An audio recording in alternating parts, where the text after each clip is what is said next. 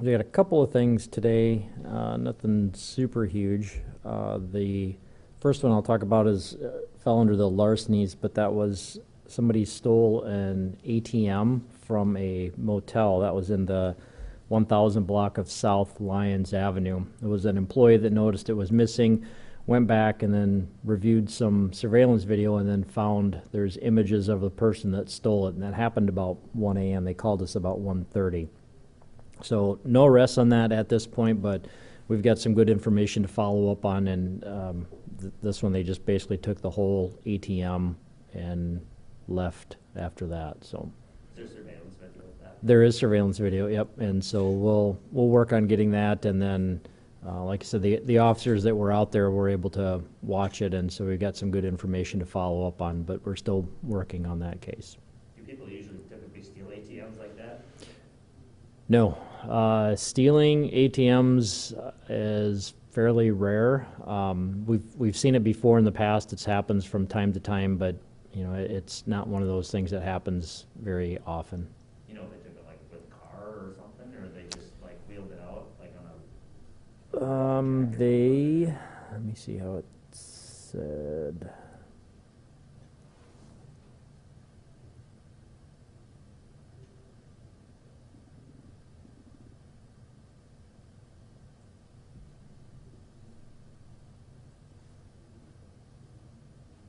Yeah, they had it on some type of cart.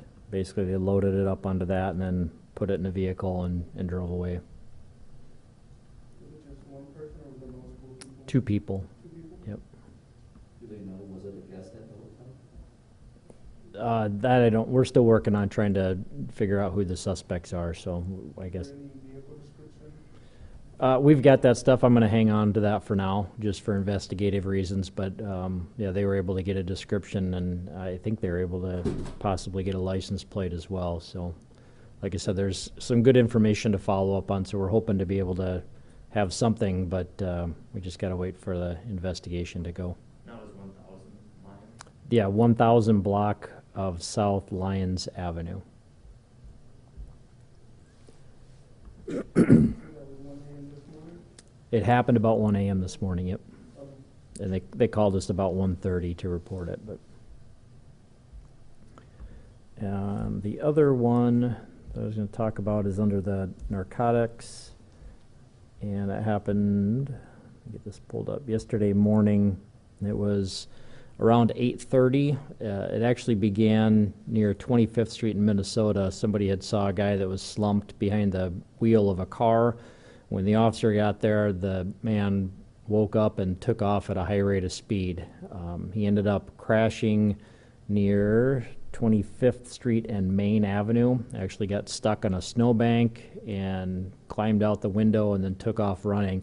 He was caught nearby, and then inside the car they found some marijuana and meth, no big quantities. He was arrested for those drug charges, reckless driving, and then a whole bunch of traffic violations as well.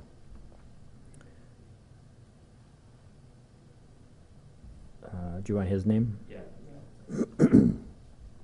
Excuse me. His last name is Schmidt Heinrichs, SCHMIDT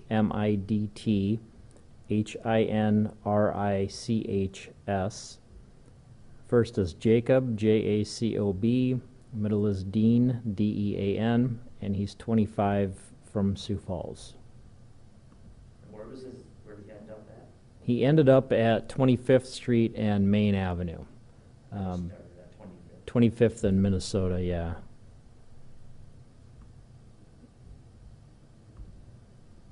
It was, yeah, the 1600, the gas station, the 1600 block of South Minnesota, and that's where he was. He ended up going on Minnesota, turned on 25th Street. He almost hit a tree, almost hit some parked cars. He was driving at a pretty high rate of speed before he crashed into the snowbank. Do you have like an estimate on how fast he was going? No, I don't. Excuse me. It just says in the report just at a high rate of speed. Under the influence? I guess I don't know if he was or not. It doesn't say anything in here about if he was under the influence of anything or not.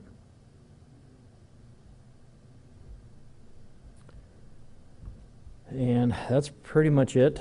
The assault, that was involves juveniles. The burglary, that was somebody that kicked open an apartment door. They ended up getting arrested for unlawful occupancy. Nothing was taken from there. The disorderly conducts, we had a few disturbing the peace calls. A few involved juveniles, some other trespassings. The embezzlement, that was a till that was short. No arrests on that one. The family offenses, both of those are reports. The frauds, some shopliftings, ID thefts, and credit cards in there. The other larcenies, not really much out of there. There was a few shopliftings. We had a few unlocked cars. We had a couple more car windows that were broken and purses taken, but they weren't outside of fitness centers or anything like that. You don't believe they're connected? No, I don't think these, I think they were outside of schools. They had some events going on, so I don't think they'd be connected with the other stuff. We did have a handgun that was stolen from a car sometime over the last week. The owner said he always locks the car, but there was no damage done to the vehicle. And he hadn't seen the gun for about a week and realized it was, or last time he saw it was about a week ago, so he's not exactly sure when it was taken. The other narcotics, some small amounts of marijuana and meth. Prostitution, just a report on that one. Sex offenses were sex offenders didn't change their address. The simple assaults were some more domestics, nothing suspicious from the unattended death. And the vandalisms, we had a car that was damaged, a fence that was damaged, and I don't remember what that last one was.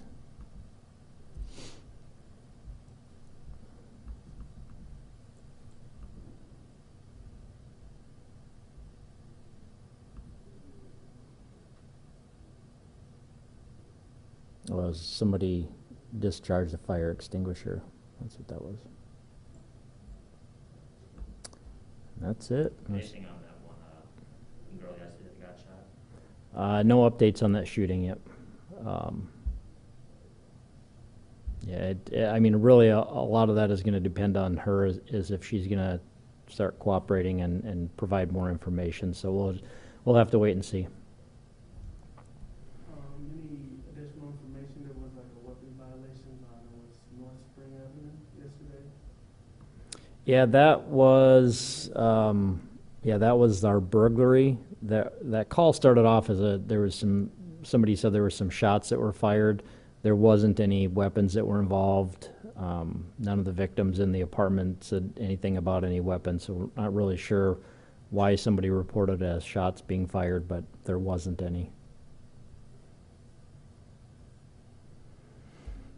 Anything else? Still kind of keeping that message of locking cars. It's kind of an ongoing message, yeah. You know, it's kind of tough. I mean, we preach about that all the time, to lock your cars, lock your cars. I think people, either they don't think it'll happen to them, or that's probably the big thing there, that they don't think anything will happen to them. It's just a habit. But we just have to get people and to change their habits, make sure they're locking the cars, make sure that it's locked. Probably more important is not to leave valuables in the car. You know, if I had to choose one or the other, I'd say lock your cars first, and if you can remember to lock your cars, then make sure your valuables are either out of the car or out of plain sight. We have large numbers of thefts that happen from unlocked cars, and it's just too easy for anybody to walk along, check a handle. If it's open, they take anything of value. Sometimes it's change, it might be sunglasses, it might be a car charger. I mean, there's just completely random things. So it doesn't always have to be a purse or a wallet.